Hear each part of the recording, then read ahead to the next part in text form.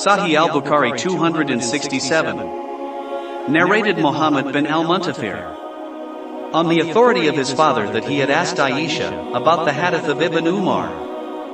She said, "May Allah be merciful to Abu Abdurrahman. I used to put scent on Allah's messenger, and he used to go round his wives, and in the morning he assumed the ihram, and the fragrance of scent was still coming out from his body."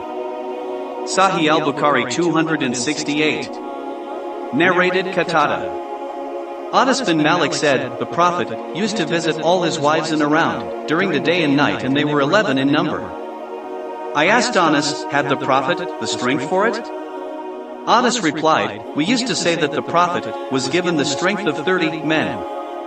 And Sa'id said on the authority of Qatada that Anas had told him about 9 wives only, not 11. Sahih al-Bukhari 269. Narrated Ali. I used to get emotional urethral discharge frequently. Being the son-in-law of the Prophet, I requested a man to ask him about it. So the man asked the Prophet about it. The Prophet replied, "Perform ablution after washing your organ."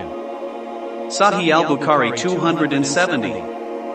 Narrated Muhammad bin al-Muntafir, on the authority of his father, that he had asked Aisha about the saying of Ibn Umar, i.e. he did not like to be a muhrim while the smell of scent was still coming from his body.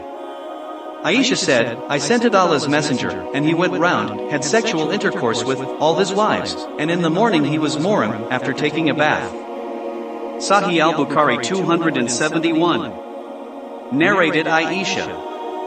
It is as if I am just looking at the glitter of scent in the parting of the Prophet's head hair while he was a muhrim.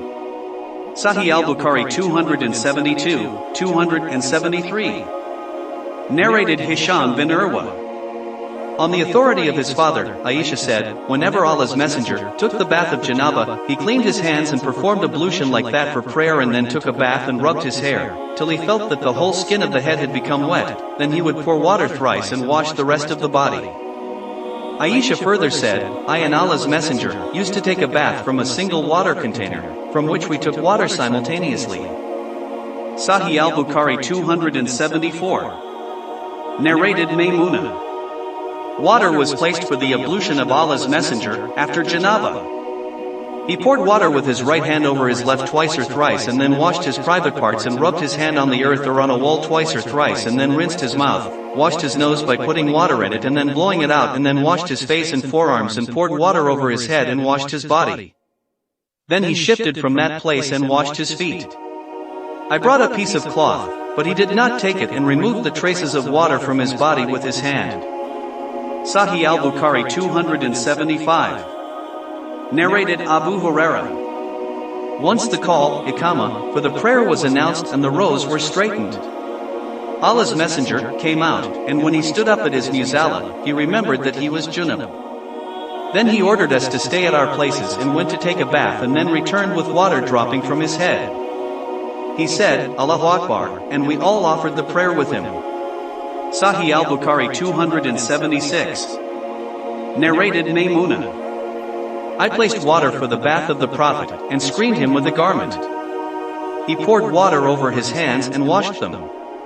After that he poured water with his right hand over his left and washed his private parts, rubbed his hands with earth and washed them, rinsed his mouth, washed his nose by putting water in it and then blowing it out, and then washed his face and forearms. He poured water over his head and body. He then shifted from that place and washed his feet. I gave him a piece of cloth, but he did not take it and came out removing the water from his body with both his hands.